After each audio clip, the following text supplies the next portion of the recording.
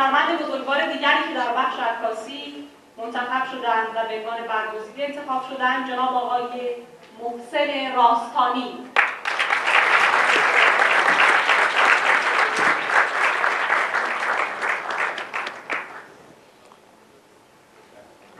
تشریف ندارن. بعدی جناب آقای راستانی در جمع ما هستند؟ نه نیستن. بسیار نظر هیئت داوران برای انتخاب هنرمند نقاش دیگر اختصاص یافته است به جناب آقای عبدالحمید قدریان برای اثر تابلوی شهید رجایی.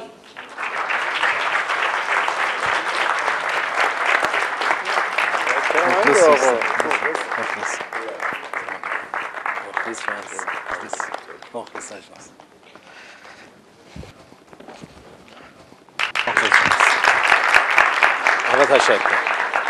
دست شما درد نکنه. دست شما درد نکنه. دست شما درد نکنه. خیلی ممنون. خدا من شما رو حفظ کنه.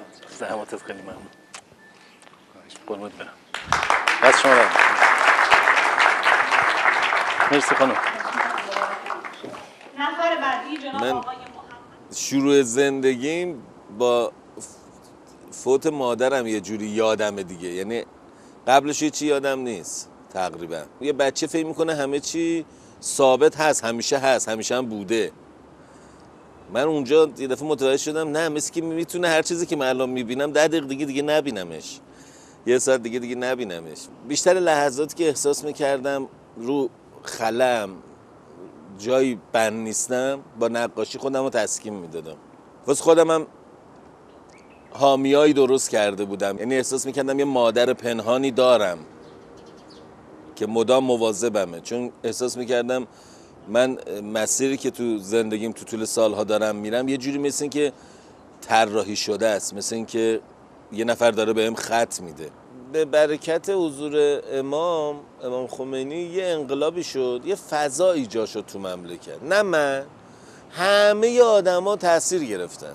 خب اون فضای مناسبی بود برای رشد که الان نیست، متاسفانه سالهاست نیست. و کلید اصلی حرکت جامعه همون فضا هست. نه منم، نه متفکران، نه دانشمندان، نه مدیران، نه اونا نیست. یک فضاست. ما وارد یه فضا شدیم، یه فضای پر نور. خودمونو گم کردیم، همه خودشونو گم کرد. آی بدو بیا، اصلا نمی‌رسیم چی کار کنیم. بعدها که این نوره کم شد و قطع شد توی بعضی هم موارد یا کم شد، یه دفعه همه دیگر رو نگاه کردن دیگه، چششون به طرف نور نبود دیگه، منبع نور. نگاه کردن اطرافشون چیه، جلو پاشون رو نگاه کردن. قبلا اینقدر نورانه بود کسی احتیاج نبود جلو پاشون نگاه کنه. مسیر نورم مشخص، خود نورم مشخص، مستقیم میرفتن، همینجوری حال میکردم. نوره که قطع شد یا کم شد، خب همه تاریک شد، یه نگاه کردن جلو پاشون رو ببینن، بعد دیدن خب اطرافشون کیه، بعد دیدن این آقای تا دیروز اینجوری بود الان اونجوری شده، اون ماشینش این بود شده اون، من کجام، من چرا، همه چی به هم ریخ. فضا خیلی مهمه.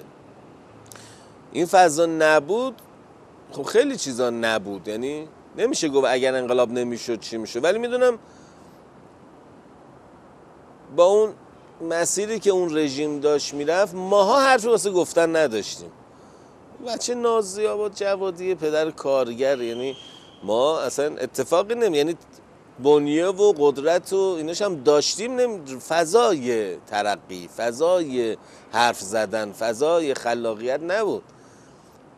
بله یه سری آدما بودن هنرمند بودن کارم میکردن، اونا جزء اقشار خاصی بودن، حمایت میشدن، اینجوری هم نبود. فضای باعث شد که من شجاع شدم، رفتم گیریمور شدم، رفتم فلان طراح صحنه، رفتم ماکت. این فضا به من این قدرت رو میده، جرأت رو میده. الان من این جرأت رو کمتر دارم، البته من دارم چون که من عادت کردم، ولی جوون ما الان جرأت نداره. چرا؟ پاشو یه ذره اونوری بذاره من پدرشو در میارم، اذیتش میکنه. فضای اون موقع حوزه جدا از جامعه نبود. اون موقع حوزه فضاش مثل فضای جامعه بود، غلیظ‌تر، چون بچه‌ها حسی بودن، بچه‌ها هنرمند بودن، به اصطلاح بنیه هنری داشتن یا تفکر و نگاه هنری داشتن. طبیعتاً اون بحثای معنایی و به اصطلاح معرفتی که تو جامعه شایع بود، تو اینجا اغراق‌آمیزتر شایع بود. بچه‌ها انگیزشون خیلی بالا بود. توی اون فضا طرف یه ذره حس هنری داشت، میتونست رشد کنه، شدید میتونه رشد کنه، یعنی سرعت، یه جور کاتالیزور عجیبی داشت. تو اون فضا هر کی قرار میگرفت رشد میکرد، حالا نسبت به استعداداش رشد میکرد اگر میخواست، یعنی بستر مناسب بود. خب تو اون فضا بچه‌ها رو کار کردن، ما هم کار کردیم دیگه. میگم انقدر فضا شیرین بود، من مثلا هفته یه بار شاید میرفتم خونه، همش اینجا بودم، اینجا یه اتاق، تو همین جایی که الان کتابخونه است و اون بغلاش، اونجا همونجا میخوابیدیم رو صندلی‌ها و رو زمین میخوابیدیم و صبح بلند میشدیم کار میکردیم و شب هم از وقتا پاس میدادیم، البته نوبتمون میشد پاس میدادیم، تقسیم کرده بودیم. خیلی حال خوبی بود. و وقتی اون نوره از جامعه رفت یا اون فضای از جامعه دور شد، خب طبیعتا از حوزه هم دور شد. یعنی دیگه اصلا داستان دیگه همه چی به هم ریخت دیگه. یعنی وقتی میره دیگه میره دیگه. تا قبلش میگفتیم آقا چیکار کنیم که مردم یه ذره گرایشات معنایی و معرفتی و دینیشون بره بالا. بعدها تبدیل شد به این که آقا چیکار کنیم که حوزه سر پای خودش، حوزه شد اصل. حوزه اصل نبود که. یه سری جوونا بودن بر اساس یه مفهومی قرار بود یه سری کاری بکنن. آقا حوزه نباشه. بریم یه جای دیگه. بریم مثلا دانشگاه، بریم. خب دانشگاه. اصلا مهم نی. شما بگو برو تو جبهه، خب میریم تو جبهه. بگو بریم نمیدونم شمال شهر، جنوب شهر. اصلا مهم نی. چون یه هدف والایی بود، اون هدف قرار بود اشاعه پیدا کنه. بعدها به دلیل اون که اون فضا کم رنگ شد، حوزه شد اصل. یعنی آقا حوزه رو چگونه دیگه؟ آقا حوزه اصلا مهم نیست که. وقتی که اون روح نیست اصلا حوزه مهم نباشه بهتره. آقا مباحث اقتصادی رو به گونه‌ای بکنیم حوزه سر پای خودش واسه. آقا پول دراریم، آقا کارخونه بخریم، پتروشیمی بگیریم، نمیدونم کارخونه کبریت درست کنیم، کارخونه نوار ویدیو بزن درست کنیم، کارخونه چی درست کنیم. گسترش یه دریا فضاد شد. بعد نگاه میکنیم آقا هنرمند کو؟ ما چند تا هنرمند هم اینجا داشتیم، یه حرفایی هم میخواستیم بزنیم، کو؟ نیست. چون دیگه حجم گنده است، اون بیچارا اگر هم یکی دوتا بودن غرق شدن اصلا. آثار واسه همین دیگه هیچ کدوم روح نداره. آقا سال 86 شما تا الان بعد 18 تا تابلو داشته باشی. چرا 17 تا تابلو داری؟ خب این اصلا فضای کار نیست که. اون قدیم که اینجوری نه. ما یادمه شروع میکردیم کار کردن، بعد مینداختیم کنار یا میبردیم به مثلا میدادیم جبهه، یه جایی کاری تبلیغاتی، نمایشگاه ها فلان، یکی دیگه کار میکردیم دوره، یکی پوستر کار میکردیم، بعد میرفتیم بعد این کارو میکردیم. بعد آقا الان چیزی به ذهنم نمیرسه، پاشیم بریم جبهه عکاسی کنیم. مدام در تلاش بودیم. هیچ کس هم بهمون نمیگفت که آقا مثلا چند تا کار کردی، چرا 8 اومدی، چرا 9 رفتی. یعنی اصلا این حرفا نبود. یعنی اصلا کسی این حرفا رو نمیتونست بزنه، چون انقدر بچه‌ها تلاش داشتن کسی این حرفا رو نمیزد. بعدها که اون اهداف کمرنگ شده، در اصل بیرنگ شده، تو بعضی موارد اصلا غیب شد، طبیعتا جاش باید پر بشه دیگه. جاشو چی پر کرد؟ اقتصاد پر کرد، هویت مدیریتی پر کرد. من میگم اینجوری. یعنی اون موقع میگفتیم امام چی دوست داره. حالا بعضیا منظورشون امام زمان بود، بعضیا منظورشون امام خمینی بود، فرقی زیاد نمیکرد از نظر ماهوی. امام دیشب فرمودن که بچه‌ها این گونه حرکت کن. آقا اینو تیتر کن، یادتون باشه تو جلسات هی بگیم بچه‌ها این امام اینجوری دوست داره ها، این گونه حرکت کنیم. بعداً تبدیل شد آقا من میگم که اینجوری حرکت کنی. خب طبیعیه دیگه، یعنی همون فاصله ای که بین من نوعی و امام شما متصوری چقدره؟ اصلا قدر نیست، انقدر زیاده که اصلا هم بی نهایته. همون فاصله رو بیار تو اشل مدیریتی، تو اشل فضا سازی، همین میشه دیگه. یعنی یه زمانی بچه‌ها یه جایی میگن امام چی دوست دارن، یا میگن آقا مدیر چی دوست داره. اصلا تفاوت یه دفعه ماهویه. طبیعتا ثمره ماهویه، طبیعتا چیزی که بروز میکنه ماهوی اصلا غلطه. یعنی شما کار دینی کردن هم بعضی وقتا در فضا غلط به نظر میاد. چرا؟ فی نفسه درسته ها، ولی چون روح نیست، چون هویت تفکری نیست، ما ضایع میکنیم حرف دینی. همون حرفی که قدیم به راحتی و قدرت میزدیم، بدون معارف میزدیم، چون لمس میکردیم. من این تابلو بهشت زهرای من اینو یادمه، رفتم بهشت زهرا، تو بهشت زهرا این صحنه رو دیدم، یعنی رسما دیدم. دنبال موضوع میگشتم با یکی از دوستانم این حوزه، با موتورمن داشتم رفتیم بهشت زهرا، گفتیم بریم یه موضوع پیدا کنیم واسه تابلو. یه 2 ساعت اونجا گشتیم، خیلی هم شلوغ بود دیگه، شهید می آوردن میبردن، خیلی شلوغ. گشتیم اومدیم گفتیم چی شد؟ اون گفت من هیچی پیدا نکردم. من گفتم منم هیچی پیدا نکردم. بعد گفت خب پس بریم. گفتم خب بریم. اومدیم بریم. من یه لحظه بغل قبر دکتر بهشتی رد شدم، یفت دیدم چند تا خانم نشستن، احساس کردم خانم زهرا هم اونجا نشسته، یا به نوعی دیدم، حالا الان تصور، یعنی احساس میکنم دیدم این صحنه رو. یه چند لحظه همینطوری موندم، خوب نگاه کردم صحنه رو، چون دیدم صحنه رو دارم میگن آقا این موضوع. نگاه کردم صحنه رو خوب جزئیاتش بالا پایین کردم و سوار موتور شدم به شمار 3 اومدم حوزه. شب تا صبح نشستم تابلو رو کشیدم.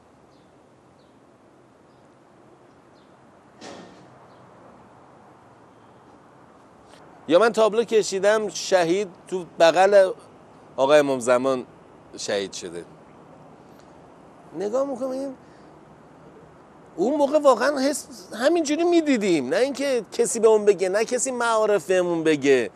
اصلا نمیدونستیم کفن چند تیکه است اون موقع، الانم نمیدونیم. البته اون موقع اصلا این چیزا نمیدونستیم. من خیلی هم مباحث معروفی، ولی میفهمیدیم، میدیدیم. نه من، همه جامعه اونایی که توی این خط بودن میدیدن.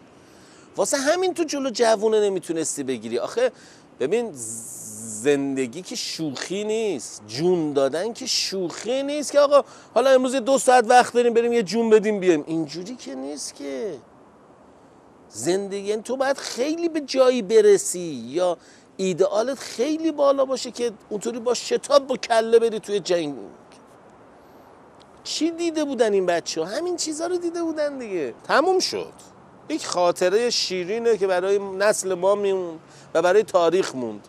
ثمرهای زیادی هم دیدیم ولی تموم شد. ما الان با شرایط موجود بچه هامون بهترین فضای کار رو دارن، به شرط اینکه توکلشون به خدا باشه و تلاش، یعنی حمیت و تلاش و با هم بودنشون اگر کم نشه خدا راههایی باز میکنه که اصلا هیچ کدوم بهش فکر نمیکنه. به طور قطع راه واسهتون وا میشه، یعنی اصلا بحثی در اون نداره. اون چیزی که من داشتم تا الان یه ذره حالت نهیلیستی و حالت یه ذره پوچگرایانه داشتم صحبت میکردم، ثبت این لحظات تاریخ بود.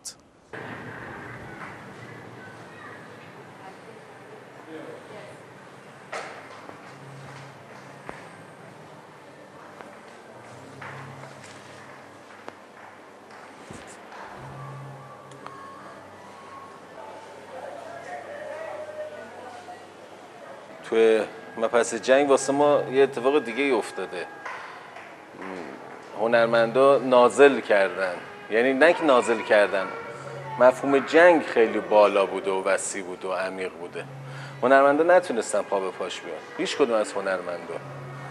اونی که تونست پا به پاش بره همونی بود که شهید شد، دیگه کسی نتونست.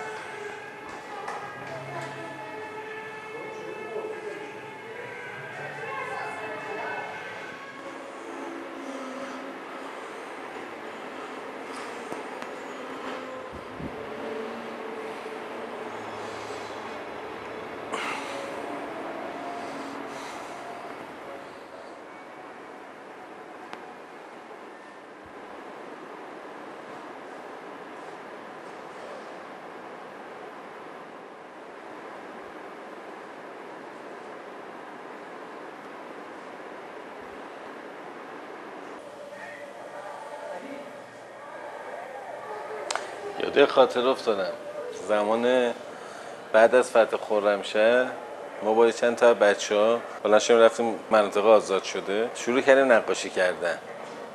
اونجا بچه‌های سپاه بوم در اختیار میذاشتن و رنگ، ما هم تابلو میکشیدیم. الان این تصاویر دیدم یادم خاطره اون موقع افتادم. خیلی فضای خوبی بود، خیلی فضای هنری قوی.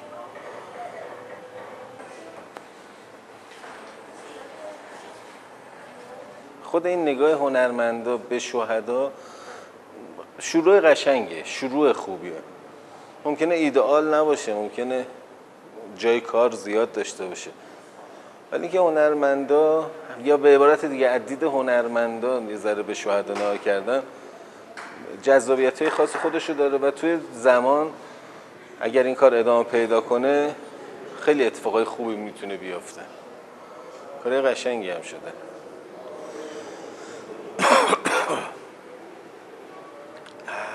این هنوز تو این کارشه، هنوز این چهار میکنه. من توی این نمایشگاه 4 تا کار دادم در ارتباط با 4 شهید. مبنای کاری من در ارتباط با این بودش که شهدا الان کجان، الان چیکار میکنن، که به گفته قرآن شهدا پیش خدا دارن روزی میخورن. منم سعی کردم تو همون حال هوا شهدا رو بکشم.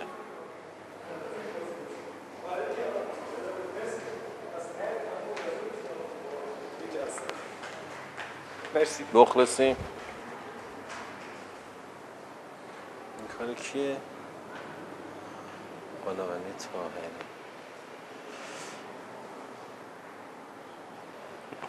مصطفی بودرزی. مصطفی. اصلا نمیدونم چرا کار واسه شهدا یه نور خاصی داره، نورانی میشه. هر کدوم از کارا رو که نگاه میکنی یه نوری داره، آدم خوشش میاد، به دل آدم میشینه. چطوری خانوم؟ خوبی؟ خوبی؟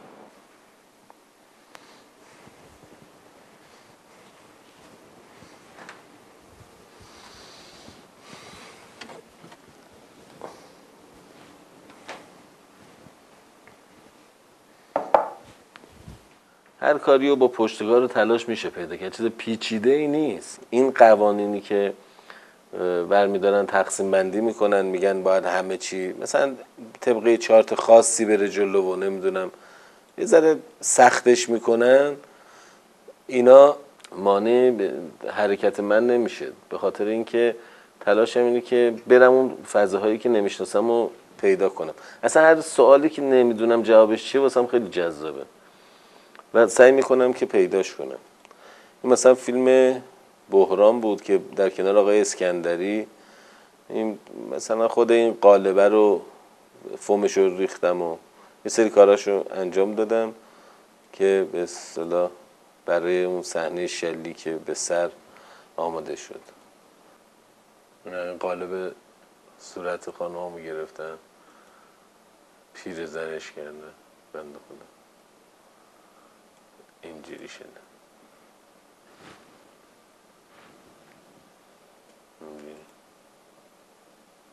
این مثلا تقریبا اولین گریم حرفه‌ای بود که من کردم. گریم یه فرد که آفتاب سوخته که به اصطلاح تست ورودم به کار گریم بود. اینو امتحان ورودیم بود که آقای اسکندری من گرفت برای اینکه مسئولیت یه فیلم رو به من بده. یه امتحان میخواست بگیره که مطمئن بشه. من اون موقع شاید مثلا 3 ماه بود 4 ماه بود اومده بودم تو گریم، شاید هم کمتر تصمیم گرفتم گریم کار کنم. این امتحان رو که دادم آقای اسکندری قبول کردن و مسئولیت یه فیلم رو دادن دست من، اجرای گریمشون. وقتی شما عاشق یه کاری باشین تن به سختیاش میگه. هر کاری اولی سخته، فراگیری سخته، وارد شدنی سخته، کار کردنی سخته، ولی برای یک آدم عاشق سخت نیستش. ببین مثل جنگ میمونه. اگه یادتون باشه جنگ مثلا این بچه‌ها 17-18 ساله جوون ما رو میفتادن میرفتن، ولی به آدم پخته میگفتی خیلی با ترس و لرز و این چیزا ممکن بود انتخاب بکنه بره. ولی جوونا چون یک حس عشق پاک تو وجودشون بود دنبال اون عشق میرفتن دیگه. از این که بگم شما بهش میگفتی آقا اینجا گوله میزنن، اینجا تانک میزنه، اینجا نمیدونم هواپیما میزنه، اینجا کاتشو میزنه، اصلا براش مهم نبود. یعنی تمام این چیزها رو به خاطر اون عشقش قبول میکرد. من فکر میکنم حمیدم همین حالت داشت، به خاطر اون عشقش سختی های کار رو تحمل میکرد. چه در گیریم که مثلا اومد بود با من همکاری میکرد که میگم بعد راه درستش خودش پیدا کرد که طراحی صحنه بود. هی پله پله حمید پخته تر شده، قره نشده به خودش، یه جایی متوقف نکرده خودشو. به نظر من الان بعضی وقتا میرم یک فیلم به نام حضرت سلیمان میخوان بسازن، من میرم میبینم نسبت به امام حسین که با هم دیگه بودیم چقدر باز این آدم رشد کرده، رشد وسیعی کرده.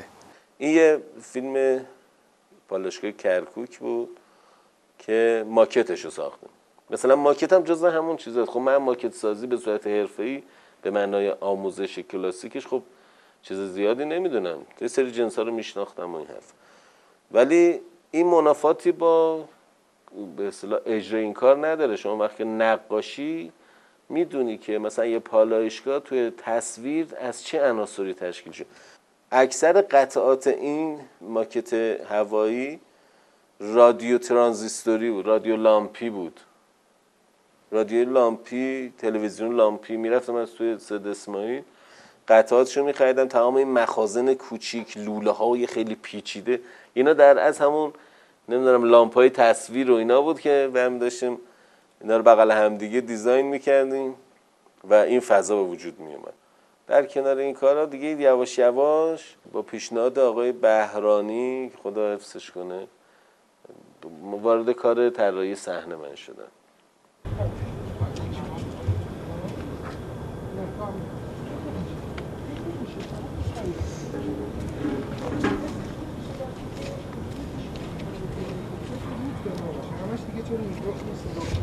پس من همون کار دیالوگ نه ادامه داره ها. پایان دیالوگش پس من بگم دیالوگمو. نه من همون فقط فکر میکنم که 20 سالی هست که با آقای قدیریان مشغول همکاری هستیم تو کار سینما. بنده خودم به عنوان کارگردان خیلی بهشون متکی بودم. اگر حتی خاطرم هست که سریالی بوده، فیلمی بوده که ایشون نیومدن و من اونو شروع نکردم. ما اون اوایل که تو حوزه هنری سازمان تبلیغات اسلامی کار شروع کردیم هر دو تازه کار بودیم، اما هر دو این انگیزه رو داشتیم که با جسارت و شجاعت وارد زمینه هایی بشیم که تا حالا تجربه نشده بود. فیلمثل ما توی فیلم گذرگاه اگه اشتباه نکنم اولین گلاس شات رو، یعنی نقاشی رو شیشه رو توی صحنه اجرا کردیم. خب سختم بود، یعنی تا حالا تجربه نشده بود تو سینمای ایران، ولی زحمت آقای قدیریان کشیدم، محاسباتشو کردم و یه قاب خیلی بزرگی تهیه شد، یه نقاشی خوبی هم کشیدن و ما رو صحنه همونجا موقع فیلم برداری استفاده کردیم ازش.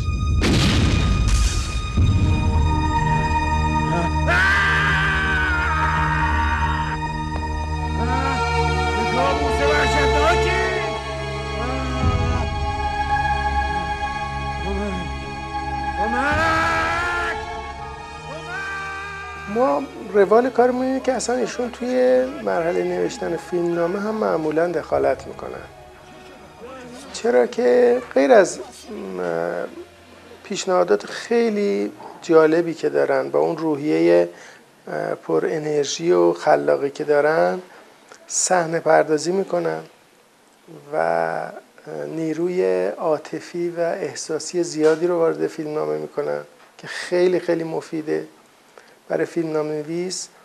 این انرژی خیلی کارایی زیادی داره.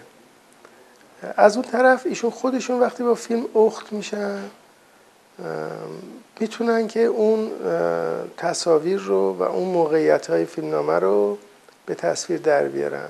او به دنیا آمده پس به افراطیون و آشوبگران خبر برسانید آن مسیحایی که منتظرش بودند در سریال مریم مقدس که ما از اول موقع نوشتن فیلمنامه در خدمتشون بودیم یا سریال‌های بعدی و کارهای بعدی، چون خودشون درگیر فیلمنامه و شخصیت‌ها بودن، میتونستن همون شخصیت‌ها رو تبدیل به زبان تصویر صحنه و لباس بکنن. مثلا تو لباس حضرت مریم سلام الله علیها، تو طراحی معبد اورشلیم و موقعیت به اصطلاح شهرهای قدیم که باشون کار میکردیم، یا الان که در خدمتشون هستیم تو فیلم ملک سلیمان علیه السلام، همین روند ادامه پیدا میکنه. یعنی ما این بحثامون، این تبادل نظرهامون در فیلمنامه باعث میشه که ایشون همون موقعیت عاطفی فیلم رو به زبان صحنه و لباس ترجمه بکنن. بر اورشلیم مسلط شده، بر تخت سلطنت تکیه زده است. کابوس به دنیا آمدن مسیح موعود او را سخت به وحشت انداخته. تمامی اورشلیم نیز در تب و تاب تولد منجی یهود می‌سوزد و آشوب همه جا را فرا گرفته است.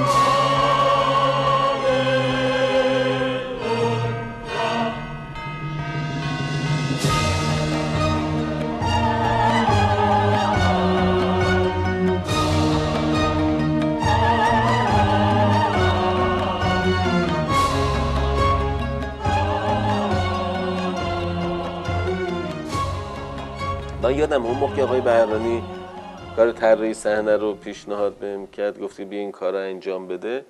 من نمیدونستم طراحی صحنه کارش چیه، میدونستم چیز تئوری کلیشه، ولی دقیقاً چارت کاری یادم نمیدونستم. که رفتم یکی بچه طراحی صحنه رو گیر آوردم، گفتم ببین چی طراحی صحنه کارش چیه، بعدشون یه توضیح کلی داد که این گونه است و اینا. بعد فهمیدم نه با چیز پیچیده‌ای نیست، همچین کار ساده‌ایه. یا علی پس بریم توش. توی فیلم امام حسین مثلا اون تجربه که من کردم واسه شهر کوفه، من از چوب استفاده زیاد کردم تا اونچه که ممکنه. سعی کردم از چوب و خلل و فرج زیادتر استفاده کنم نسبت به شهرهای دیگه. یه ذره حس شلوغی میده. بعد حالا توی طراحی خود فضا، یعنی به اصطلاح صحنه آرایشم میخواستم فضا رو پرده های متنوع، مثلا بازارش بازار شلخته، جنسا آویزون شده، مثلا آدما که رد میشن سرشون میخوره به این جنسا، یعنی این حس عصبی، یه ذره حس عصبی داره شهر. یکی از کوچه‌های مکه است که فیلم امام حسین قرار بود سکانس‌های مکه تو اینجا گرفته بشه. این دکور قابلیتش این بودش که هر دیواری که اینجا هست دو منظوره استفاده شده. یعنی این ورش مثلا دکور کوفه است و اون ورش دکور مکه است. ولی حاجی بود تجربه خوبی بود. یعنی اون دورانی که کار میکردیم، اون هماهنگی و انسجامی که بین بچه‌ها شما ایجاد میکردی و بالاخره با هم کار میکردیم، خیلی تجربه خوبی بود واسه من. دست شما درد نکنه.